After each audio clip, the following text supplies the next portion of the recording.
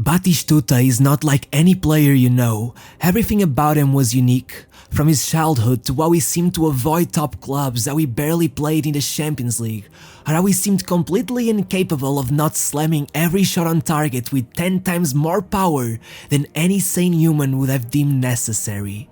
It takes a special player to make the FIFA World Player of the Year podium, while his team is 10th on the table. It's just a shame it had to end like it did. But regardless, let's get into it.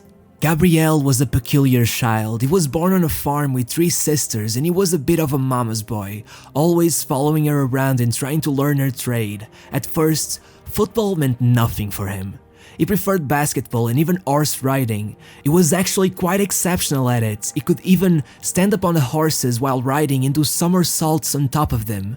But like most South American boys, there was no escaping football. And so, in 1978, he sat down to watch TV and the World Cup just happened to be on. The skills of Mario Kempes hypnotized him like nothing before, and once Argentina beat the odds and took the trophy home, Gabriel knew he had to one day win the World Cup as well. He went outside and began learning in the streets, soon joining a local team, and about 8 years later, Newell's old boys would pretty much bend over backwards to sign him. From this moment on, he went through many problems. First, he struggled with being overweight and feeling lonely, abandoning his family to live in a tiny room literally inside the stadium. Then, he was even sent on loan, but eventually, Marcelo Bielsa took him under his wing, and by the end of the year, he even played the Copa Libertadores final. After this, he began trying to make the most of his career, moving to River Plate despite being a Boca Juniors fan. There, he had the opportunity to play under Daniel Passarella, who had captained the 1978 Argentinian national team that made Batistuta fall in love with football. This was supposed to be a dream move, but it turned into a nightmare, as he couldn't seem to fit in. And by the end of the year, he was moving again, this time to Boca Juniors, of course. Oscar Tavares finally managed to unlock his true potential, earning him the nickname Batigol as he topped the league's goal-scoring charts and constantly saved Boca in the Copa Libertadores. Still, Batistuta had pretty much no silverware to his name, but what he had was a bunch of blockbuster moments and rockstar celebrations. He provided the emotion where others couldn't, and so the fans fell in love, and Europe would be the next to follow. All that was needed was a proper stage, and so came the 1991 Copa America. Right on the first match day, Batistuta scored twice, then he got the only goal against Chile and another against Paraguay, sealing their place in the final group stage. Whoever topped it would be the winner. The big match would be the opener, Brazil versus Argentina, and it surely didn't disappoint. 5 red cards and 5 goals. Emotions were high. But of course the winning goal came from the one and only Batistuta. After a draw against Chile, Argentina needed only a win against Colombia, and once again Batistuta came through with a winning goal. 6 goals in 6 matches over 13 days, winning the tournament's Golden Boot, had made him a South American champion and had left Europe's big clubs waiting impatiently at the starting line as the race for his signing was about to begin. But despite all the interest, in the end, he joined Fiorentina, who had just finished 12th in the league.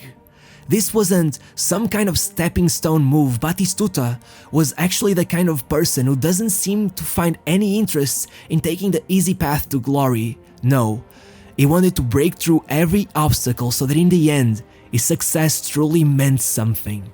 Still, over their first 2 seasons together, they would go through a really rough patch, and despite Batistuta being one of the most prolific goal scorers in the league, they would be relegated. The fans were in a state of panic. It was thought there was no chance they'd manage to keep their star player, with the likes of AC Milan and Real Madrid ready to pounce on the chance of getting him on a discount. Especially as in the meantime, Batistuta had found more opportunities to shine with Argentina, winning the 1992 Confederations Cup with ease and now playing in the 1993 Copa America. It was a strange and oddly uneventful tournament, with Batistuta scoring the single goal of the opening match, only to go on to witness Argentina go on a run of 4 consecutive draws up till the final, winning all of their knockout stage matches through a penalty shootout. It had been an ugly tournament, and now only Mexico stood in their way. There was not much hope for an exciting match, but by the 29th minute, Batistuta had put Argentina in front, gone behind and saved them again, with 2 goals that could not more accurately represent his playstyle, as he took home his second Copa America trophy. No matter if the whole world had their eyes on him, Batistuta was the type of player really felt for the fans, one that saw any more money he could get as something dispensable. After just 2 seasons, you could see that his blood was now as purple as the city of Florence, and so, against all odds, he stayed. In the second tier, having Batistuta in front was like bringing a Ferrari to a horse race, and so they immediately earned back promotion.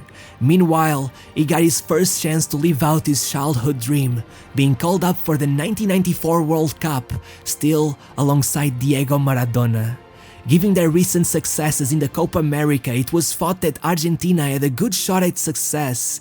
But even though Batistuta got an opening match hat-trick in his first ever match in the competition, Argentina would go out very early against Romania, demoralized after Maradona's doping was uncovered, and the dream would have to be put on wait for another 4 years.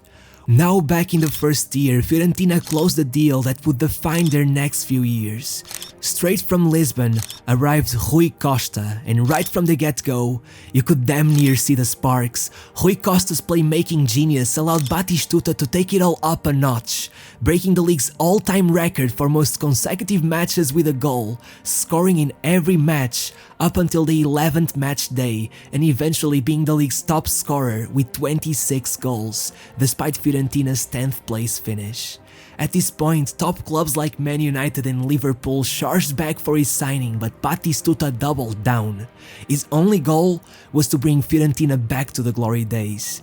That year, there was time for another Copa America, and as always, Batistuta was immense, scoring 4 goals in the 4 matches he played, even scoring against Brazil with a near-post thunderbolt, to which they would only manage to hit back through a blatant handball that will have you questioning how on earth could anyone at the stadium not have seen it, which only became more hurtful as they would knock out Argentina on penalties. Still, the following season he went on an absolute tear between November and February with 21 goals in 20 matches, going on an 18-match unbeaten streak and earning himself his first Ballon d'Or nomination. All of this included a shocking 5 goals in 3 matches against Inter that saw them qualify to the final of the Coppa Italia, where Batistuta scored twice to get himself his first top-tier title since joining Fiorentina, totaling 8 goals in 8 matches over their campaign and earning them a qualification to the Cup Winners' Cup, which they would take over the UEFA Cup, which they had qualified to as well after an impressive 4th place finish in the league. The next season, 2 goals by Batistuta got them another trophy as they beat AC Milan for the Super Cup, and he would not be at fault for assuming this season would have been an exceptional one, but in reality, it showed some of his worst form during his prime. The only redeeming aspect would be Batistuta's impressive record in the Cup Winners' Cup, scoring against every team he faced, including a rocket of a volley against Barcelona to tie the away leg, to which Batistuta would proceed to spin around, shushing the entire stadium, which was indeed now very quiet, though it would not save Fiorentina from a second leg defeat as Batistuta had to miss the match. In that same season, we also got an unconventional but no less iconic moment. In December, FIFA arranged a match where the world's best 11 would face Europe's best, and it made up for one hell of a night. As the match was about to start, Batistuta and Ronaldo Fenomeno hopped on the tip of their toes trying to keep warm. It was like witnessing a pro fighter crack their knuckles before throwing down a Widowmaker. Once the match started, everyone was in awe. It was as if the two had played together since they were children, the way they synced their plays so effortlessly. Early on, Ronaldo faked the shot and provided Batigol with the opportunity to score his first. Only 13 minutes later, they had already combined for 2 more goals. And then, The two of them toyed with Zidane before Ronaldo lobbed it over the defense so Batistuta could score his third. After yet another goal, Ronaldo was finally subbed off. This had been one of my favorite moments in football. 27 minutes, 5 goals and 5 assists between just 2 players. They were easily the best duo we never got to have. Watching them that day, it was hard to believe. You could easily mistake the highlights for some commercial or some cartoon. Every touch was magical, every goal was one for the ages. They seemed like something more than just football players. The following season he was back in good form, starting with 17 goals in 19 matches, which would prove to be key as Fiorentina would eventually finish 5th and qualify for the UEFA Cup. Over summer, his next shot at the World Cup dream finally arrived and his goal scoring seemed to be as sharp as ever. He opened the tournament by scoring the sole goal versus Japan, then got a hat-trick against Jamaica, making him the only player in history to get a hat-trick in 2 World Cups. And once they made the knockout stages, he would score 6 minutes into the match against England as they would win on penalties. But then, just like that, they were out against the Netherlands. By the next World Cup, Batistuta would be 33 years old, but it would all be okay, as long as he managed to stay fit. Unfortunately, back at club level, their European dream would end prematurely as a fan would throw a firework onto the pitch and injure the referee. Fiorentina tried to fight back, telling the committee that it had been thrown by a rival fan seeking to sabotage them, but it was too late. UEFA banned them from that year's competition. Domestically, they had perhaps their best year though, making the final of the Coppa Italia and qualifying for the Champions League with Batistuta finishing 6th in the Ballon d'Or. Now playing in the Champions League for the first time at 31 years old, Batistuta was right where he wanted to be, and the memorable exhibition started stacking up with a goal as they beat Arsenal and won on each match against Man United. As the season ended, Batistuta was in the podium of the FIFA Player of the Year, and was now faced with a decision to make. If he was indeed never to be a champion with Fiorentina, was it worth it to now finally take the transfer he had avoided his entire career in hopes of finding success somewhere else? Well, he decided for a middle term, joining another club that had been fighting for a spot at the top without much success, AS Roma. They paid 36 million for him, making him the most expensive player ever, over 30 years old. It would take 18 years before Cristiano Ronaldo broke his record. Just keep in mind that if adjusted for inflation, this fee would be the equivalent of 90 million euros today, for a 32-year-old. That's insane. But it seemed that destiny was determined to make his life harder, as only a few weeks after securing his move, Batistuta came out injured and was left on the sidelines for nearly 3 months.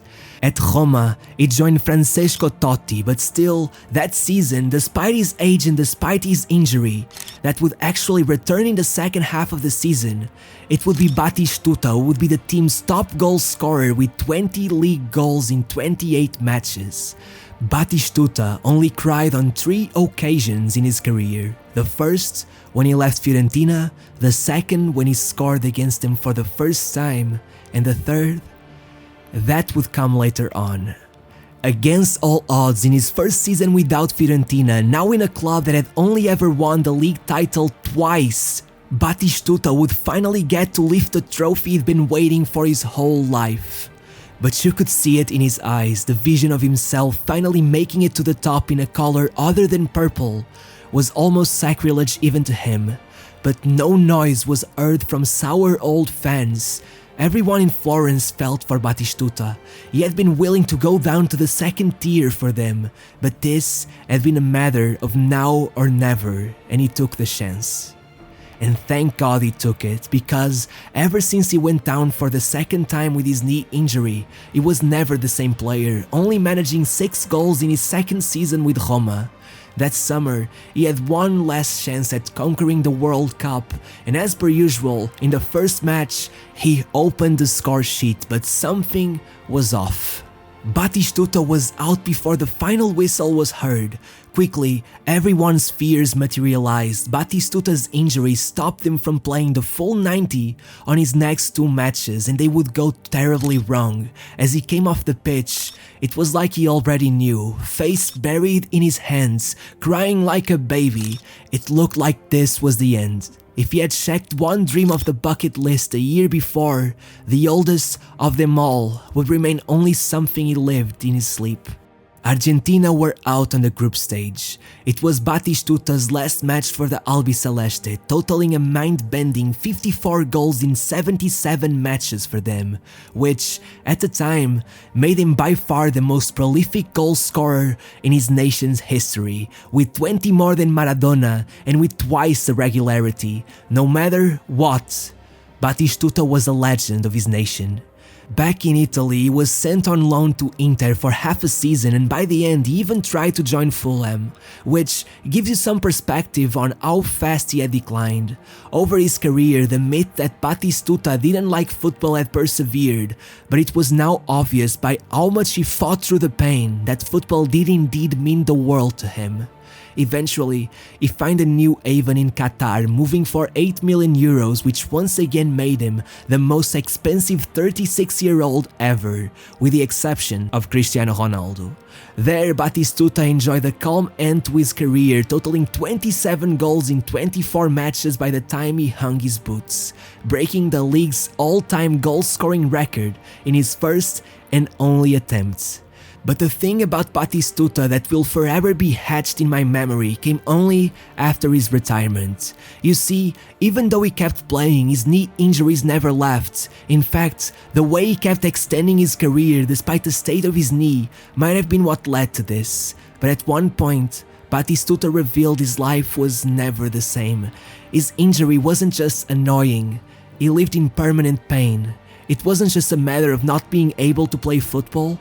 After his retirement, he was struggling to walk properly, and at the worst point of it all, Batistuta was found by a doctor crying in his hospital bed from the absolute agony he was in. When the doctor approached him, he begged him, "Please amputate my legs." He said, "I retired and overnight I couldn't walk. I couldn't put the pain in words, I couldn't bear it any longer. I saw Oscar Pistorius and thought, that's my solution." Thankfully, in 2019, Batistuta finally found a better solution after yet another surgery, and he now finally lives without pain. So yeah, this was Gabriel Batistuta's career in a video. I hope you enjoyed. If you did, don't forget to subscribe, and I'll see you next time. Bye.